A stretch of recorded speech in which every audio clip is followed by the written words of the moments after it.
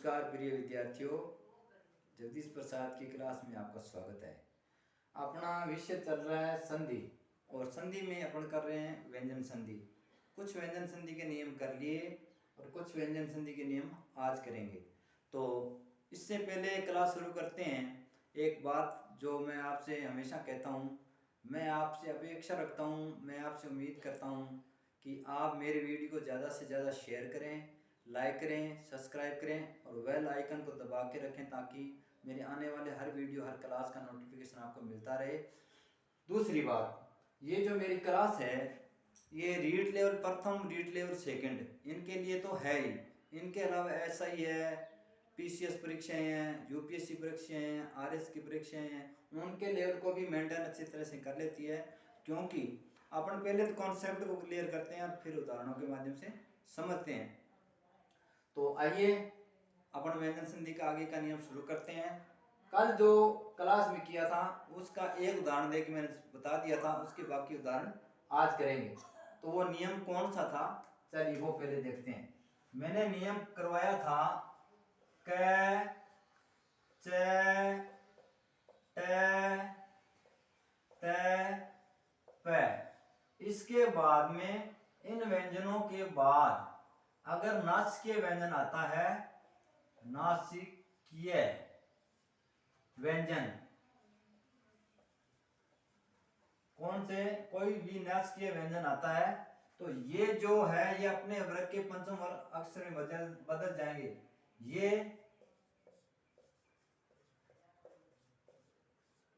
वर्गीय व्यंजन अपने पंचम व्यंजन में बदल जाएंगे,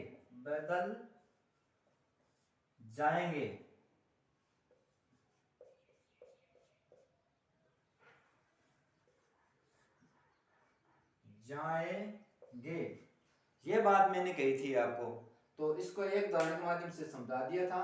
आइए अपन आगे के उदाहरण के माध्यम से समझते हैं।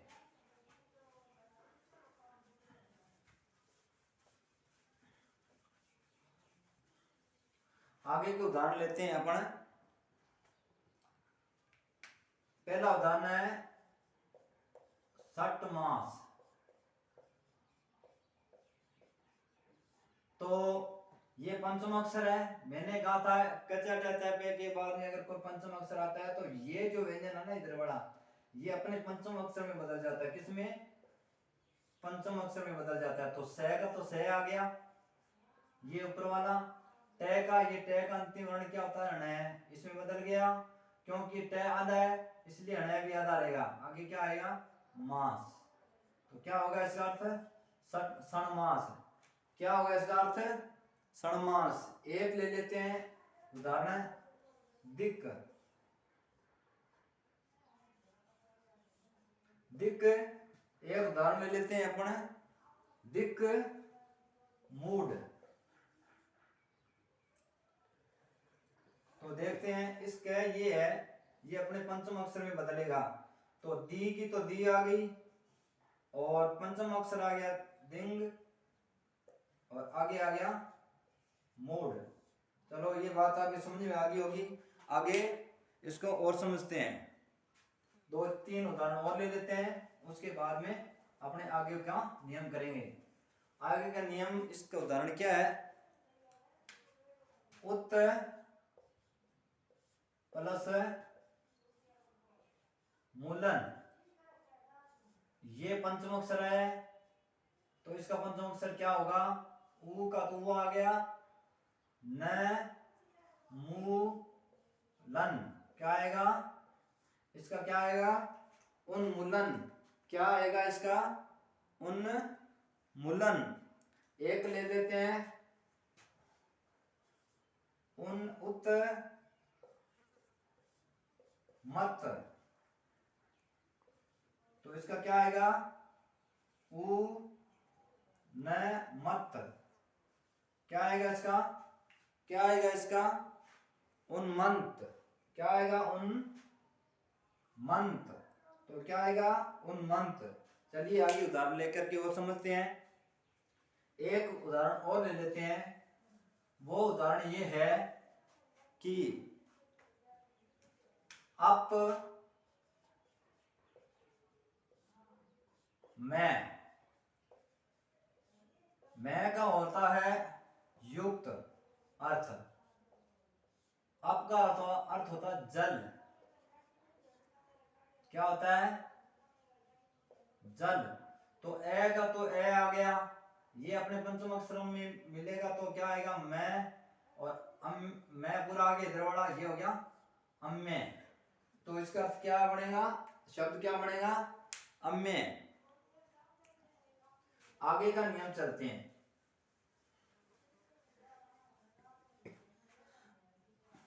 आगे का नियम है कि तय के बाद में ल ज न ड च ये आते हैं, ल ज न ड च आते हैं तय के बाद में। तो ये जो तय है ये उसी अक्षर में वर्ण में बदल जाता है। जैसे ये आ गया तत् प्लस ये लय आ गया, एक बात उदाहरण के रूप में। तो ये हो गया लीन शब्द आया तो ये लय है, तो ये जो तय है ये ली लय में बदल जाएगा। तो तय आधा, ये तय है ये इस लय में बदलेगा तो आधा लय, और पीछे क्या बच गया बड़ा ली, और फिर बन गया न। तो ये बन गया तल्लीन। उदाहरण के रूप में समझाया है मैंने आपको कि तय के बाद में ज ल ज न ड च में से कोई एक वर्ण व्यंजन आता है तो ये तय है, ये उसी व्यंजन में का रूप ले लेता है। जैसे तत् प्लस लीन तो क्या हो गया तल्लीन। आगे उदाहरण के माध्यम से समझते हैं। आगे है उत प्लस लेख। तो ऊ का तो ऊ आ गया, तय इस लय में बदलेगा तो ऊ आधा लय पूरा लय एक ही मात्रा और लेख। ये तय है किसमें बदल गया लय के अंदर बदल गया। किसके अंदर बदल गया लय के अंदर बदल गया। जैसे एक उदाहरण और है उत प्लस न य न। तो ये तय है न में बदल जाएगा तो ऊ आधा न पूरा न य न। किसमें क्या बन जाएगा उन्नयन। क्या बनेगा उन्नयन। एक अक्षर ध्यान लिख देते हैं उत प्लस चाटन। क्या चाटन।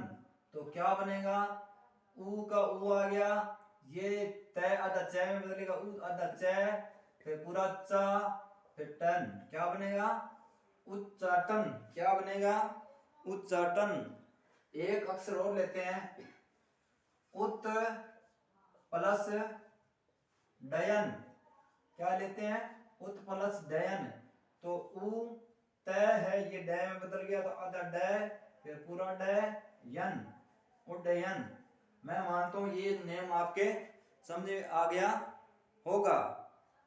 ठीक है, एक उदाहरण और ले लेते हैं इसको मिटा करके।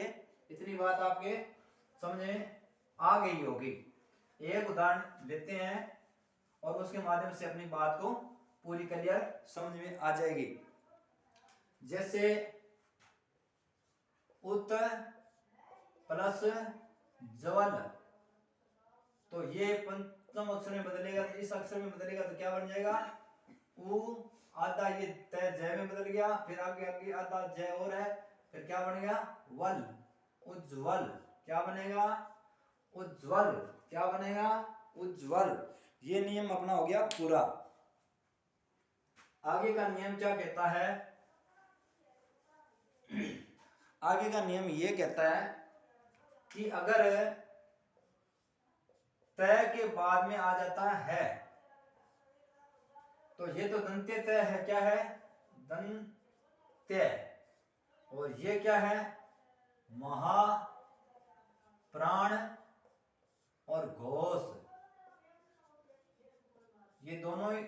ये सबसे बड़ा माना जाता है, ये महाप्राण भी होता है और घोष भी होता है। तो ये तय है, ये तो बन जाएगा द, क्योंकि ये घोष है, और ये है ये बन जाएगा ध। और एक बात और, ये है बनेगा ध, और इस है में जो भी मात्रा लगी होगी वो यहाँ मात्रा लग जाएगी। जैसे है में ई की मात्रा लगी हो तो ई की मात्रा यहाँ लग जाएगी, आ की मात्रा लगी है तो आ की मात्रा यहाँ लग जाएगी। अपन एक उदाहरण के माध्यम से समझते हैं। उत प्लस हार, उत प्लस हार, तो ऊ का तो ऊ आ गया, तय द में बदलेगा तो आधा द आ गया, ये द में बदलेगा, ये द बन गया। इस आ की मात्रा लगी है तो मात्रा लगा दो, ये कर दो रे पूरा, तो क्या बनेगा उद्धार। इसको ऐसे भी लिख सकते हैं और इसको उ दा रे ऐसे भी लिख सकते हैं। ठीक है, ये बात आपके समझ में आ गई होगी। आगे और चलते हैं, एक नियम और देखते हैं। और नियम है उत प्लस हरण। क्या है? उत प्लस हरण, तो ऊ का तो ऊ आ गया, तय द में बदल गया आधा, और इसका है का द बन गया, पीछे बढ़ गया रण, तो क्या बनेगा उद्धरण। क्या बनेगा उद्धरण। और एक शब्द और लेते हैं, पथ प्लस हित।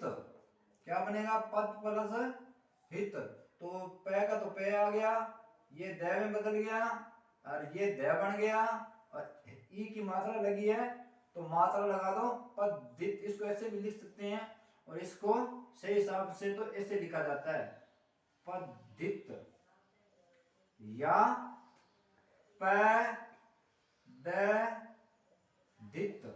ये तीनों ही सही है, कैसे लिख लो चाहिए। ठीक है, समझाने के तौर पे मैंने अलग अलग लिख के आपको समझाया है, ऐसे लिख लो चाहे ऐसे लिख लो। ठीक है, ये बात आपके समझ में आ गई होगी। चलिए कितने मिनट, एक उदाहरण और कर लेते हैं, एक दो उदाहरण और करते, नियम करते हैं। एक नियम ये है कि तय के बाद में श आता है तो ये हो गया तालव्य, तालव्य, ये तालव्य से है, और ये है दंत्य। क्या है?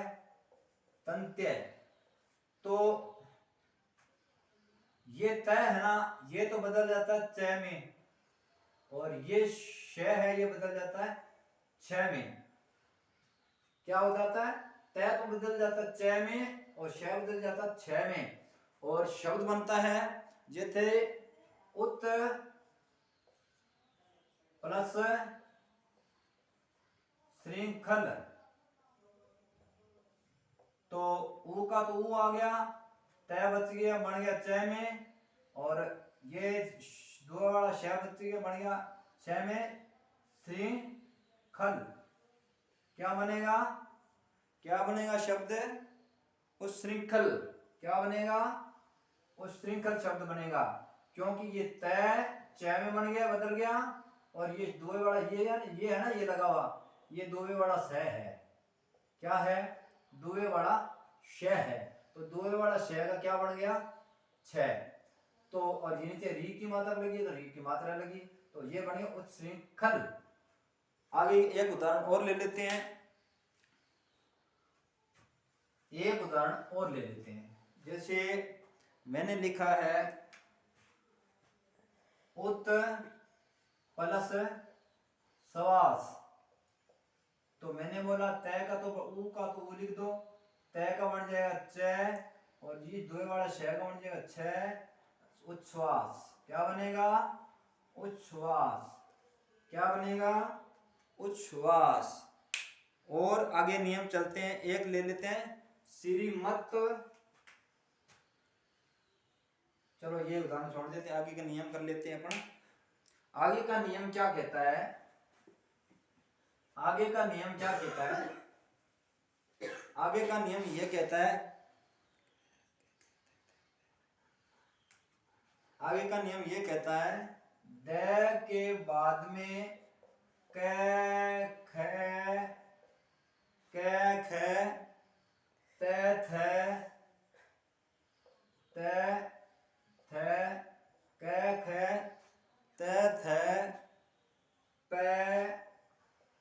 फ और स।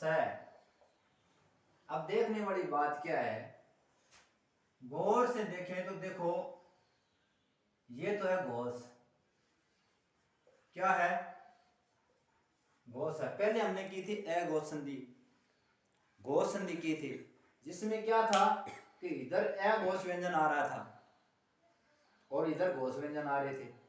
तो इस घोष व्यंजन के प्रभाव से इधर वाला अघोष भी घोष हो रहा था। इधर अपन क्या लिख रहे थे, फिर अघोष व्यंजन, जैसे तय लिखा तो तय के बाद में हमने लिखे नासिकीय व्यंजन, तो नासिकीय व्यंजन के प्रभाव से ये अपने नासिकीय व्यंजन में बदल रहा था। ठीक है, उसके बाद में यहाँ तय के बाद में हमने क्या लिखा था, द के बाद में हमने क्या लिखा था, इधर श लिखा था, शैत वो बदल रहा था तालव्य में। अब क्या है कि ये तो है घोष व्यंजन, इधर आएगा क्या आएगा, घोष आएगा, और इसके बाद में ये सारे है ना अघोष है। क्या है, ये सारे अघोष है, ये सभी क्या है अघोष है।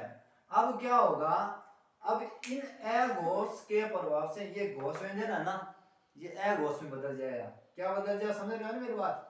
पहले तो इधर अघोष आ रहा था, इधर घोष व्यंजन आ रहे थे, इन घोष व्यंजनों के प्रभाव से ये घोष में बदल रहा था, अपने तीसरे व्यंजन में बदल रहा था, रूप तीसरे वर्ग के व्यंजन में बदल रहा था, और अनुनासिक आने के बाद पंचम वर्ण में बदल रहा था। लेकिन अब यहाँ तो आएंगे अघोष, क ख त थ प फ स, ये उसमें लेकिन अघोष है, ये सभी अघोष है। इनके प्रभाव से ये घोष व्यंजन आना, ये अपने अघोष रूप में बदल जाएगा। तो चलिए इसका कुछ उदाहरणों के माध्यम से समझ लेते हैं। जैसे पहला उदाहरण ले लेते हैं अपना, उद प्लस काल। तो ये देखो ऊ का तो आ गया ऊ, ये द क्या है घोष है, तो ये अपने अघोष रूप में बदलेगा तो वर्ग के पहले में जाएगा। पहला क्या है त, फिर उत का त आ गया इधर, ये आधा तो आधा लग गया, और ये काल हो गया। क्या बनेगा इसका, उत्काल। उदकाल का क्या बनेगा, उत्काल। एक शब्द है उद प्लस कोच, ये रिश्वत लेना घूस लेने के लिए आता है। तो ऊ आ गया, ये द घोष है, ये तो अपने वर्ग के पहले में बदलेगा। तो पहला क्या है त, ये हो गया आधा, उत्कोच, क्या बन जाएगा उत्कोच। एक दो उदाहरण और ले लेते हैं, जैसे उदाहरण आता है एक बहुत प्रसिद्ध उदाहरण, ये नियम बड़े प्रसिद्ध है, आते हैं परीक्षा में। उत प्लस खनन, अब ये घोष है ना, क्या है घोष है, और ये क्या है अघोष है, अघोष है।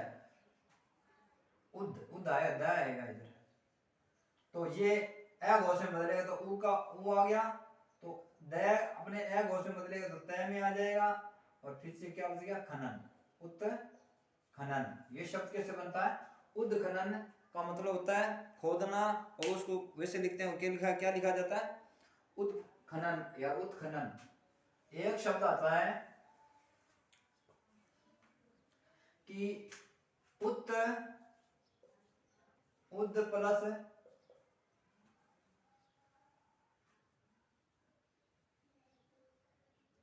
प्लस तेजना, क्या आएगा तेजना। अब ये अपने अघोष में बदलेगा तो ऊ के बाद में तय आ गया, और ये तेजना किसमें बदल जाएगा, उत्तेजना। किसमें बदलेगा, उत्तेजना। एक शब्द और ले लेते हैं।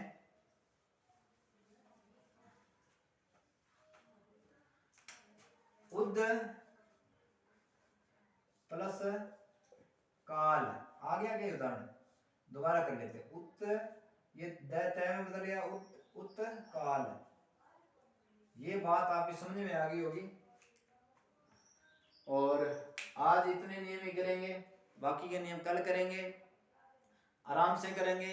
आपको समझाते समझाते मेरा उद्देश्य ज़्यादा से ज़्यादा उदाहरणों के माध्यम से आपको समझाया जाए, आगमन विधि और निगमन विधि दोनों का प्रयोग किया जाए, और आपको ज़्यादा से ज़्यादा उदाहरणों के माध्यम से समझा कर इस नियम को पक्का करवाया जाए। जब आपका कॉन्सेप्ट क्लियर है, जब व्याकरण की हर कोटि का आपका कॉन्सेप्ट क्लियर है, उसके बाद में ये उदाहरण आए, चाहे कोई उदाहरण आए परीक्षा के अंदर, वो अगर कॉन्सेप्ट नियम आपको पता है, आपने अभ्यास कर रखा है, तो वो प्रश्न आपका सही होगा।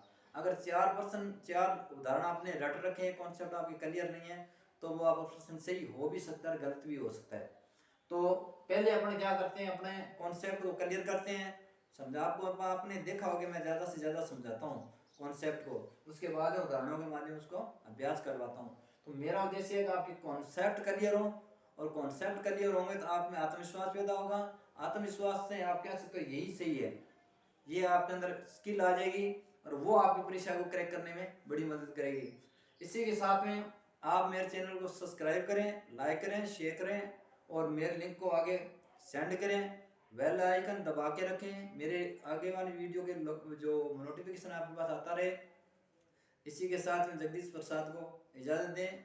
मित्रों, ये आपके लिए फ्री क्लासें हैं, मुझे आपसे 1 रुपया नहीं चाहिए, मैं आपको फ्री पढ़ा रहा हूँ।